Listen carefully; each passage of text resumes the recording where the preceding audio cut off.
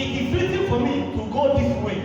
But who unto that man whom will be the one who will serve as what do you call it? An instrument that will make me undergo that cup. And in the book of John chapter, his people, he said, I will drink the cup that my father has given me. Not man that gave me, my father gave me.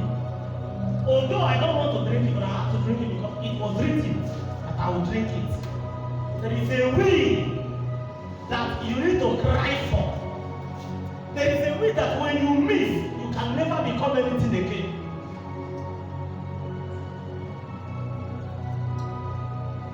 I cried some days back, not physical tears, but the happy tears. A lady I knew, I think, maybe 15 or 14 years ago, she was doing well in National Assembly at Abuja there. Hallelujah. But she was sleeping with her boss. She called me. She didn't tell me, but I come to know by the Spirit. I said, this thing you are doing, hello, God is not happy. Stop it. This man is an occultic man. He said, okay, brother, I've heard, but you know, this, that. I said, that man cannot marry because he's already married. He said, okay, no problem. I said, leave that man, resign from the job. She didn't hear me until after a while. Listen to this. She was trying to become what God didn't make her to be. Until one day, the man used her hair. Her hair. She was in a dream and they cut her hair. When she told me, I said, hey, pray for me. I had a dream. She went and slept with the man. I said, God told me you have lost your glory. I didn't tell her she will never become anything again. But you know, since that day till now, this lady I'm telling you, she studied, I think international something affair like that in the university. And she has also been traveling as an ambassador around the world. But till today, she resigned from the job when she lost the glory. Till today, her life is still up and down. Anytime I pray all the prayer I know because she's a very good lady. But her vulnerability has made her lost what she would have enjoyed. God said, I can't do anything again. This one has gone. Anything God didn't give you is outside God's plan. And if you try to make yourself who God didn't make you, you are running out of God's will and you will end up crashing. Can you lift your hand there? You can never amount to anything if you are outside God's will. The will of God is your stepping stone to destiny. Abraham. When Abraham tried to follow shortcuts, he followed for some years and something came up and said advice to him. He said, don't follow God's will again. Carry Hagar, my maid servant. Impregnate her.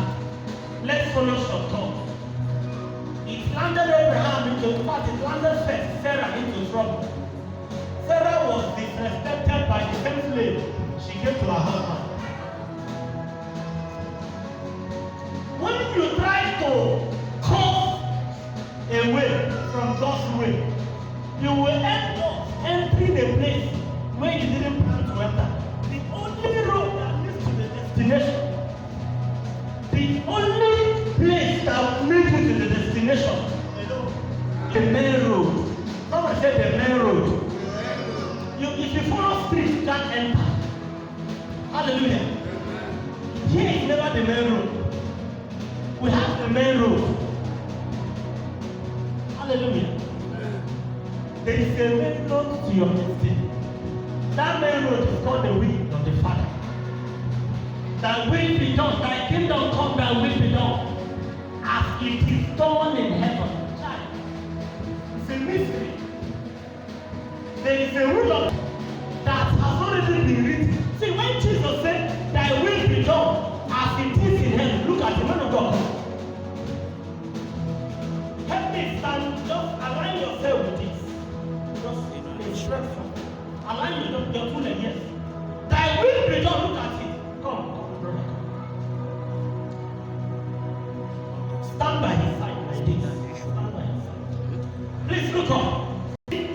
This man stand here and say thy will be done. When the will of God is this pillar, aligning itself to the line. Hallelujah. When he said, God, let your will be done. Whereas he's not willing to enter the will, he's standing here. Hear me. No matter how many years he pray, heaven will say, I am watching you. When you are ready, you move. God has never answered some prayer, not because God is not a prayer answering God, but because men are actually praying with their mouth. But they have to say, God, you know what? I love to sing. Whether you like it or not, I must be a musician. And God is saying you are a pastor. Thy will be done as it is. Maybe that's what I've preached, because that's not my message today. But I'm finished fire that side now. Hallelujah. Amen. So when you are here and you fast 40 days, I know people that fasted 40 days. They came back and continue where they stopped. There was no movement. Thy will be done. If the will of God must be done, you must give your all to him. Submission. This man may stand here and say, oh God, here I am. Because he's already willing and he's already in the will of God. He may not have to struggle much and pray much. He may not understand. It's a mystery. That's why many times it's not by your prayer that God leads you. You may not have to pray much. Just, oh Lord, here I am. And God say, come. Suddenly, God take him straight away into another. Let us see verse 6.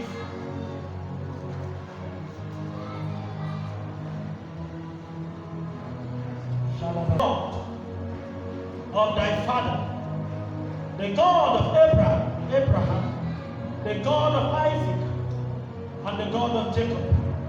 And Moses hid his face, for he was afraid to look upon God.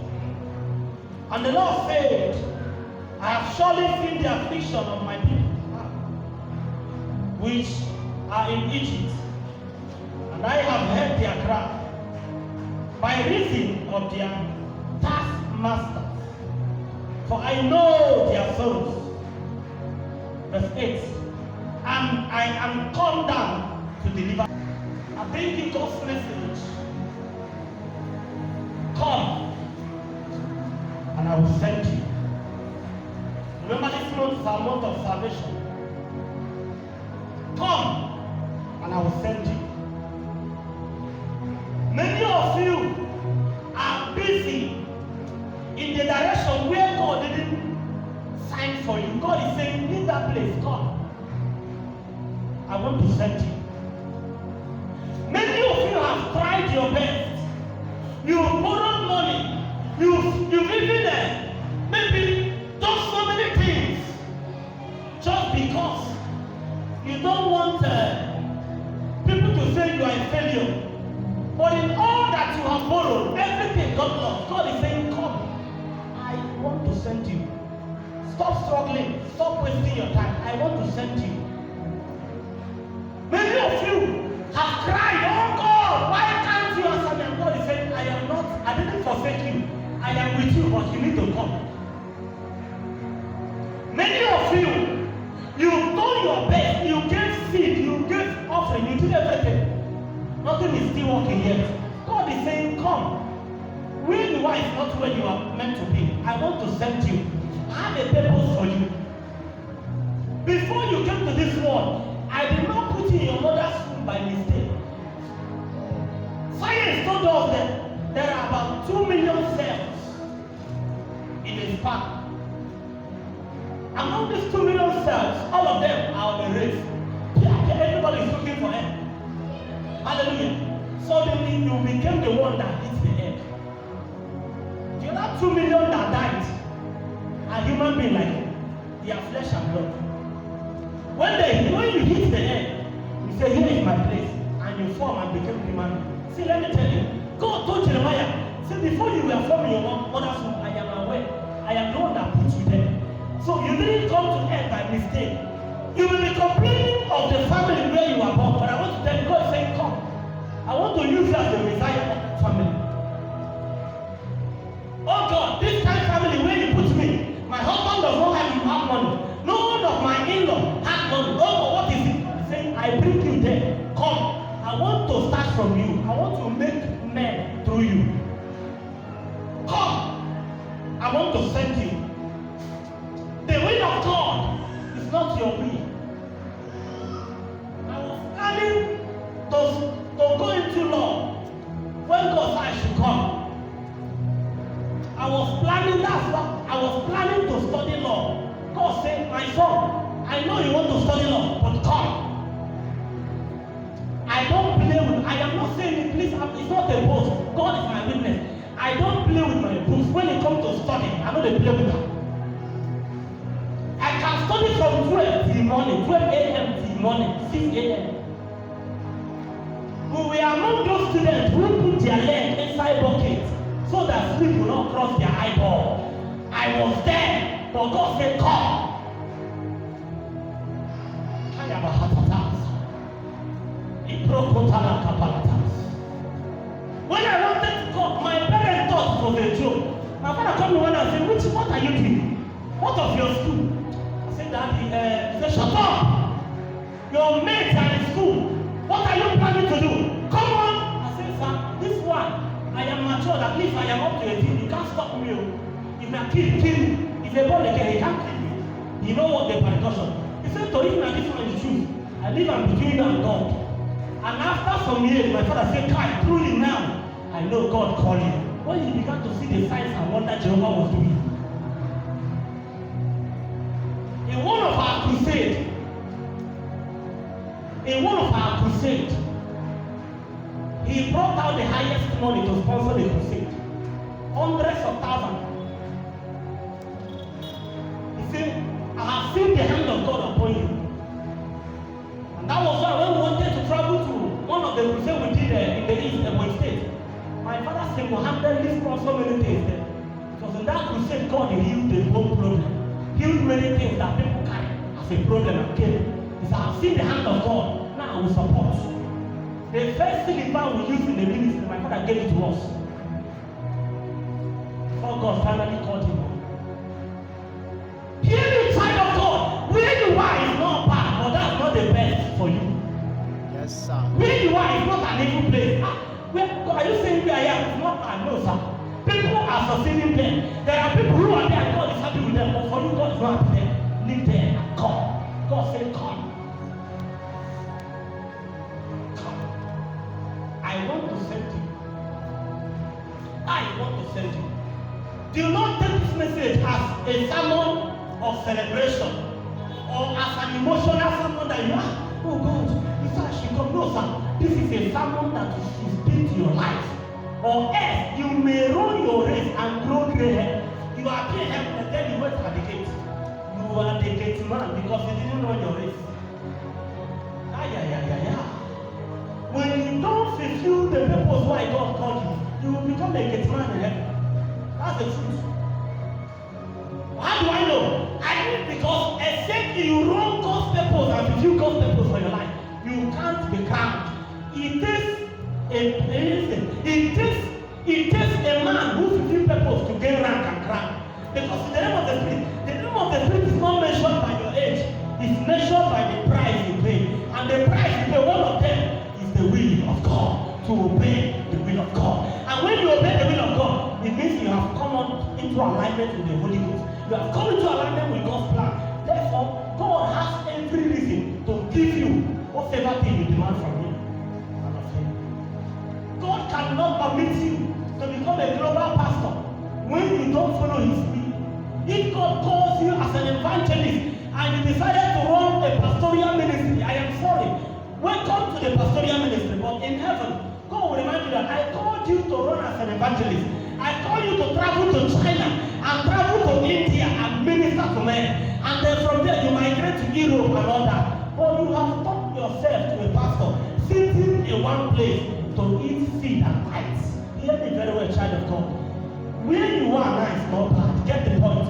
But God is saying, come. I know God is talking to somebody. There's somebody here, God is saying, come. Come, my daughter. Come, my son. I want to send you. Many days ago, God told you. Many years ago, God told you. He said, come. I know people will mock you. I know people will look at you and say, this one is a failure. Actually, don't worry. Let them mock you. What did they say to Moses? I remember you are leaving your father, your in-law, to go to Egypt. And thank God Moses was a wise man. He said, please let me go and see my brethren. He didn't even tell the in-law that he wanted to go and deliver because he was ashamed. Oh, Shakatara Malakatata. That belongs to your boss. Return everything that belongs. See, let me tell you, the calling of God is not something that we can play with. God may be calling you not as a pastor, he may be calling you as something else. By the virtue of this preaching, go to where God is saying you should go. Not necessarily that God is calling you to run a ministry. Not necessarily that God is saying, oh yeah, leave your business and come and be sleeping in the church. No, sir. It may be that God say, come with this, come with that. Come and seek me for 30 days. Come and seek me for 50 days. Or yeah, now come. I want to send you to your village to evangelize for 1 month. Come. Have God ever given you an assignment that seems to be difficult to you? That assignment is supposed to be glorify your life. Follow it. Anything God gives you that seems difficult, don't be discouraged. There is a glory inside. That's why it's difficult. If it's not difficult, there is no glory in it. Come. Moses, I have heard the cry of my people. Men are saying you are full and you are carrying sheep up and down.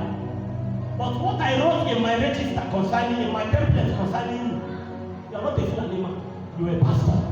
God. The population of the world is 2 billion people in this world. Hello? About 8.2 billion people.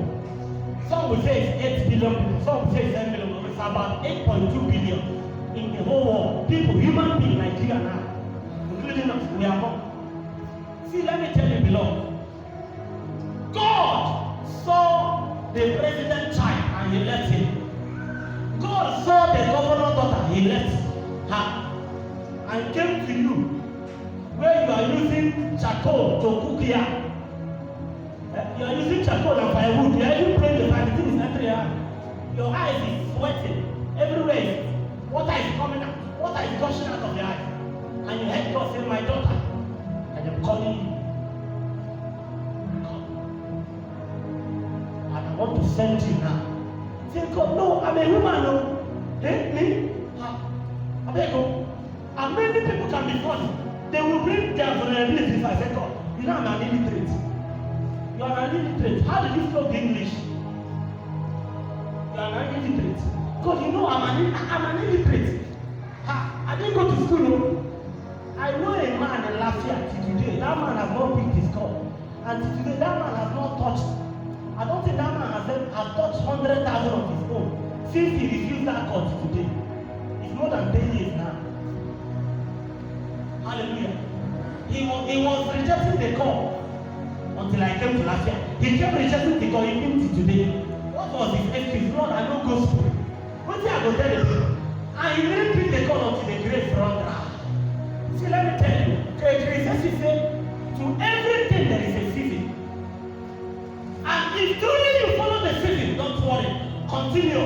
The season may not be sweet, but the Bible told us that as long as you follow the season and time, the Bible says, at the due time, he maketh all things beautiful in his own time. So there is a time, there is a season when you follow the will of God and it will not be sweet. But as you continue, the season when beauty will come is coming. Do you think you will remain like this? No, sir. Do you think you will just wait on and you no, you can't remain like that. The time of beauty is coming. The time of honor is coming. The time of glory is coming. When that time comes, all people will come. When that time comes, people whom you didn't know will honor you. the Bible says that all men seek after Jesus. But when he started, only Jerusalem sought after him. When he started, Capernaum sought after him. But at the point, the Greek, the Arabians all began to seek after him because by this time, purity has been added.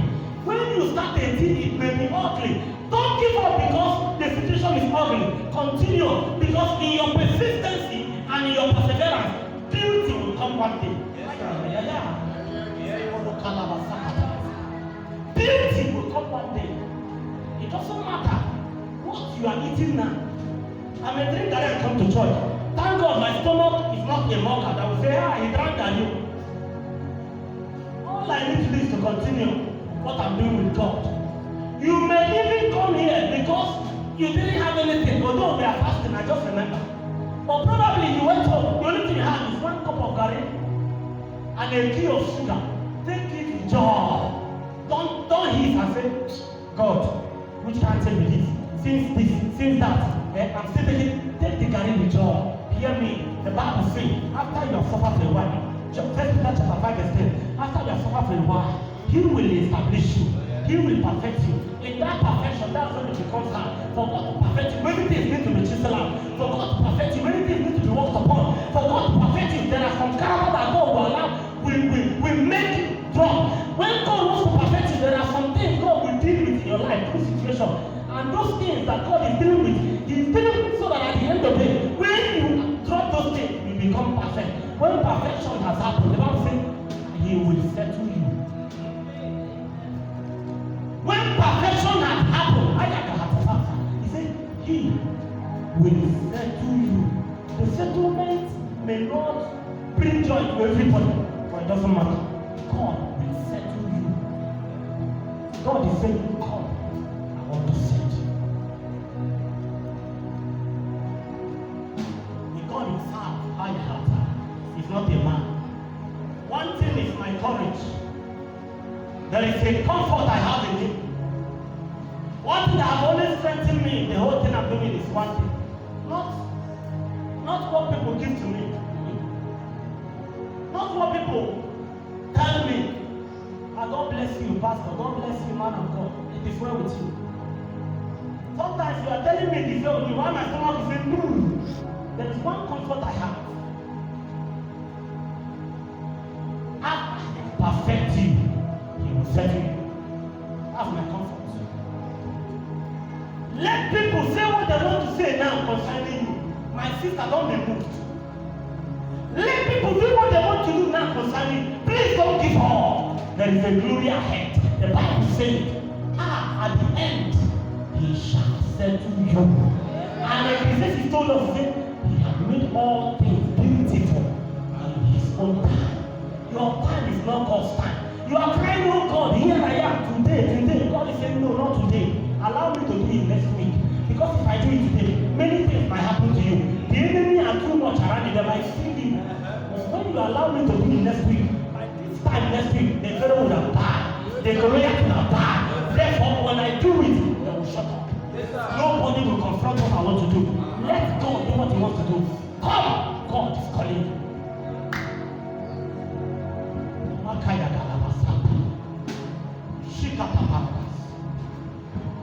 But the only way God can do what He wants to do is when you come. He can't do it when you didn't come.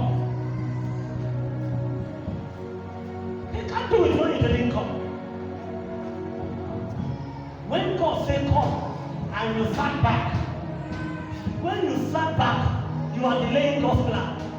And hear me, you need to be afraid of God because when you delay God too much, He can bypass you. There are many people in this world. I told you there are 8.2 billion human beings on earth. If you waste God's time, He can bypass you. So when you see God around yourself, don't play with it. It's a privilege. I may be a local pastor now, but I am not going to end as a local pastor. I follow God because I know where He's doing, what He's doing, and I believe in what He's doing, and I believe in what He will do. Because the Bible told me that death has wait upon the Lord. Yes, He will not put you to shame. And the Bible says, "They that trust in the Lord shall not be put to shame." God can never mock you. God can never put you to shame. All you need to do is to obey Him. God is saying, "Come, my daughter. Come, my son. Come, just come."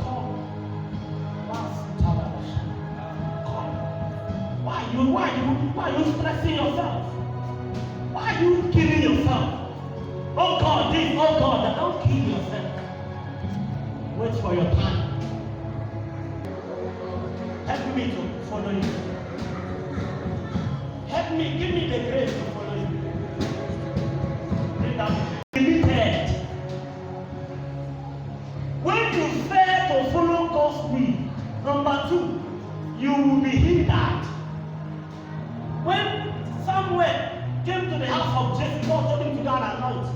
The first son of Jesse came and said, this is surely the Lord's anointing. God said, no. I hindered him. I stopped him. I refused him. God refused him. Eliab would have been the Lord's anointed. But Eliab is too proud. I'm the first God. I am too good. I'm handsome. And I can see Eliab making that. Oh man, I am the world. And God said, I refuse him. You don't understand. Implemented on yourself today, hear me. It will either stop you or move you. Don't be careless with your life. There is a journey that you have embarked upon. The moment you are born, you are on a journey. Don't play with your time and life, because every time you play with your life, you are delaying what you call it. Can I talk to you? Whether you know it or not, if you are 20 years now, hallelujah, hallelujah, you are on a journey. If you are 15 years now, you are on a journey. If you are 10 years now, you are on a journey. But hear me, God will not actually count much on you when you are 10, because you still have time. But the moment you are at least 18, 20, and you are still playing with your life, my brother, you may end up collapsing. You may end up not achieving, because your time start counting the moment you are 18. Hear me, in those days when men go to war, if once you are 18, you are a man. Come, let's go and die. That's what I do. Come, let's go and die. If you come back alive, you thank God. If you didn't come back alive, you have paid the price for your country. But by all means, you must go and go to war, whether you like it or not, because you are 18. So what's the name? This man was an unbeliever, but at the age of 45, he gave his life to Christ. By the grace of God upon the wife, God helped him. Hallelujah. He was able to transact spiritually. He was able to, in fact, he did so many things just to catch God fast. By the help and the grace of God upon the wife, and the mercy of God upon him, he was able to transit. So when he encountered God, he began to fly. Suddenly, from at the age of 45, a man gave his life to Christ, repented, do everything, still became a general.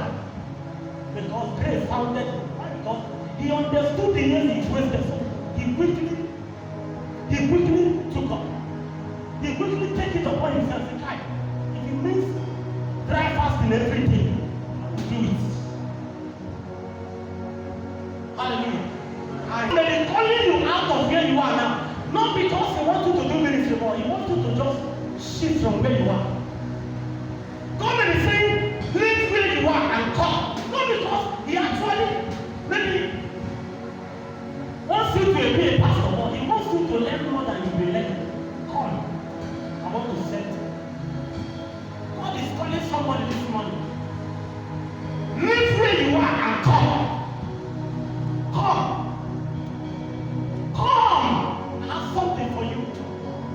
Moses does not become a general if he didn't obey the calling. But here the most important. If God is calling you to ministry, obey.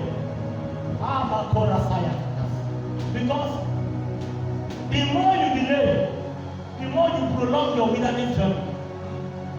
The more you delay, if you like delay 10 years, that 10 years, you must recover it. It's like hallelujah. If you don't obey on time, and it becomes worse, if you refuse to obey until your season pass, you will suffer in ministry till you die.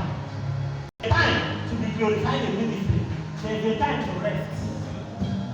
If you don't pick your call, when you are meant to follow the call, when you are meant to do what God wants to do, time will come. You will pick the call and begin to face suffering. You become a Superman head. God, which can't believe? The man that's supposed to have helped you in ministry 20 years ago, He's now in Europe. He's helping one church in Europe. He's no more in Nigeria. But God actually destined it so that along the way, both of you will meet and he become your destiny helper. But because you delayed, God sent you, God allowed you to come back to Europe and begin to help others there. See, when you delay yourself. Delay is dangerous. Delay is not something you can do. Hear me? You may think I am still young, but let me tell you, there is time. God asked Ecclesiastes. He said there is time for everything. A time to be born and a time to die. A time to be born, hear me, it's very important. But a time to die, you cannot stop it. The time to be born, hear me, and hear me very well. The Bible said that the end of the thing is better than the beginning. When the child is born, believe me, 50 years and become a great man and die in a good way. Billions, millions of people will cry. How many of you can remember the God generals that have died in Nigeria till today? Some people have refused to be comforted because of TB Joshua's things. Leave me. They are running mad because the man is died. But because what they are achieving in the life of that man, no one else. Why? Because they, as long as TB Joshua lives, they are like a parasite to him.